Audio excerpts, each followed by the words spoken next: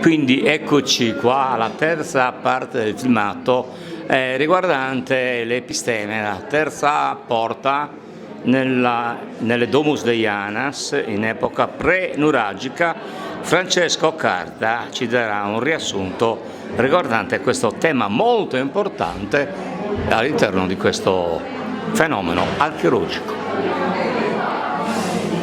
Parliamo di una architettura in negativo. Siamo all'interno di una Domus Deianas, cosiddetta Casa delle Fate, nome che gli è stato attribuito dai nostri progenitori in quanto riproducevano le case dei viventi piccole, per cui si parlava di Casa delle Fate.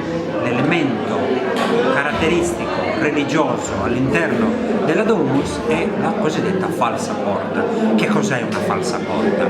La falsa porta è un riguardo rettangolare circoscritto entro una banda in rilievo che ricorda come disegno una porta, ma una porta inesistente. Perché? Perché è la porta che porta nell'aldilà. Nell'aldilà c'è una vita di cui non conosciamo niente, è un mistero, per cui per noi è come una porta chiusa. Da qui la falsa porta.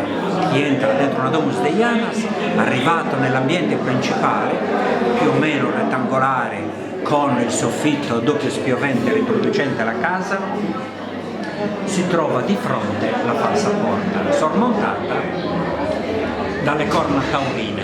Sono due elementi della religiosità del popolo pre-nuragico.